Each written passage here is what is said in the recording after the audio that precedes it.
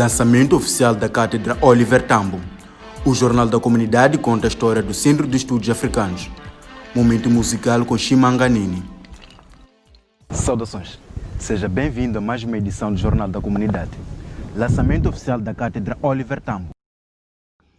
A UEM é uma das 7 universidades africanas selecionadas para acolher a Cátedra Oliver Tambo, cuja cerimônia de lançamento oficial realizou-se a 27 de outubro último por via virtual. A proposta de cátedra apresentada pela UEM é sobre adaptação às mudanças climáticas baseada em ecossistemas nas regiões áridas e semiáridas e vai ser liderada pelo professor Dr. Almeida Citói, da Faculdade de Agronomia e Engenharia Florestal. Nos últimos 5 anos, as cátedras das universidades públicas dos 7 países do continente africano conduzirão pesquisas e apoiarão o desenvolvimento de habilidades de ponta numa variedade de tópicos, incluindo clima, saúde pública, empreendedorismo e empregabilidade juvenil. As cátedras em investigação Oliver Tambo, da Oliver Tambo Africa Research Chair Initiative, são iniciativas da Fundação Nacional de Pesquisa da África do Sul, em parceria com a Fundação Oliver e Adelaide Tambo. Direção do Registro Acadêmico da UEM faz a verificação do decurso das obras do Centro Estudantil. O diretor do Registro Acadêmico da UEM, Betuel Kanhanga, visitou a 28 de outubro as obras da construção do Centro Estudantil da UEM para fazer a verificação do decurso das obras. Este espaço é aquilo que vai ser o Centro Estudantil da Universidade Eduardo Mondlane e, como o próprio nome diz, nós esperamos que seja a casa dos estudantes. Portanto, temos no nosso plano a colocação aqui de uma sala de leitura, de um espaço onde os estudantes possam, nos tempos livres, para além de dedicarem a atenção para os seus estudos, portanto, nos tempos livres poderão vir aqui ler um romance, partilhar histórias com os colegas. O arquiteto Vicente Joaquim disse que a construção está na fase final, faltando apenas alguns detalhes para a sua entrega. A obra está a ser construída a partir de fundos do Orçamento Geral do Estado. Esta obra já devia ter sido concluída, mas por causa das restrições impostas no âmbito do estado de emergência, as suas prorrogações e agora estado de pandemia, sofreu as alterações. Então pensamos que até novembro, no final do mês de novembro, a obra estará concluída. A obra neste momento está a quase 90% de execução. Está em curso o trabalho para os arranjos exteriores, e não só. Há alguns trabalhos nos edifícios que têm a ver com as pinturas, também a colocação de louça sanitária. O Jornal da Comunidade conta a história do Centro de Estudos Africanos. O Centro dos Estudos Africanos foi criado no período de transição do governo nacional como forma de preservar a história de Moçambique.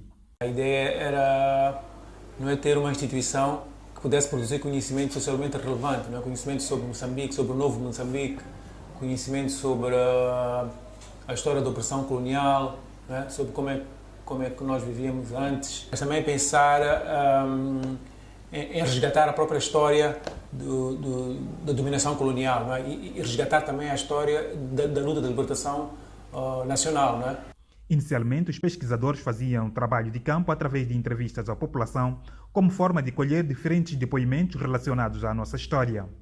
No início, tu tinhas, dentro do CEA, vários grupos de pesquisa, não é? Tinhas um grupo de pesquisa, por exemplo, estava, como eu falei, dessa coisa de resgatar esse passado histórico, não é? Do período colonial, mais longo, mas também a história da luta de libertação.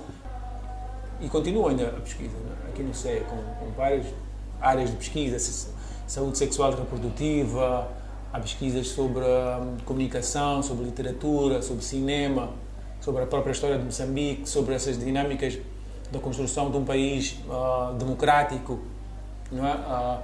Participação política, cidadania. No CEA podem ser encontrados monumentos como a obra de Malangatana e um memorial em homenagem a Ruth Fess e Aquino de Bragança.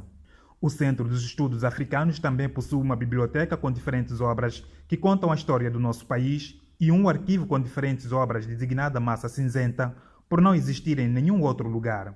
São documentos únicos. Se nós perdemos um destes documentos, dificilmente conseguiremos ter de novo o trabalho. Todos eles são datilografados e o manuseio desses documentos deve ser com muito cuidado, porque de cada vez que o documento é utilizado, o papel fica gasto, a tinta fica cansada e corremos o risco também de perdermos o documento também com a utilização. Seria bom que nós pudéssemos ter esses documentos digitalizados, que é para melhor conservação e para uma utilização de um público maior.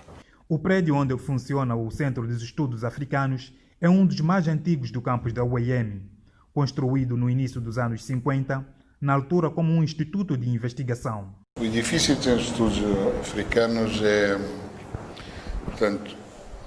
o edifício do antigo, aquilo que era o antigo centro de investigação. Ele é desenho, é um projeto de um arquiteto, do arquiteto Tinoco, João José Tinoco, e que dá uma grande contribuição para aquilo que é a arquitetura moderna em Moçambique. E isto resultou em edifícios com um grande valor arquitetónico e de grande expressão na arquitetura moderna. Ali há uma incorporação não só no desenho espacial do edifício, que é muito interessante, portanto, há todo da funcionalidade dele. A UEM iniciou a última fase da retoma gradual das aulas presenciais e reforça a importância das medidas de prevenção contra a Covid-19. Caro estudante, acompanhe a seguir as recomendações.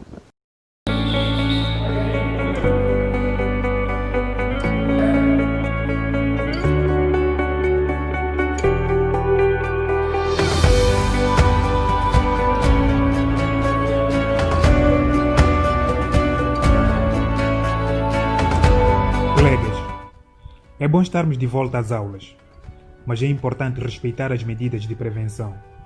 Usemos sempre as máscaras e nada de contacto direto. Sejamos prudentes. É o fim de mais uma edição do Jornal da Comunidade. Continua a prevenir-se e evita a propagação da Covid-19. Vamos todos seguir com as medidas de prevenção. Acompanhe a seguir, no Momento Cultural, a melodia de Chimanganini.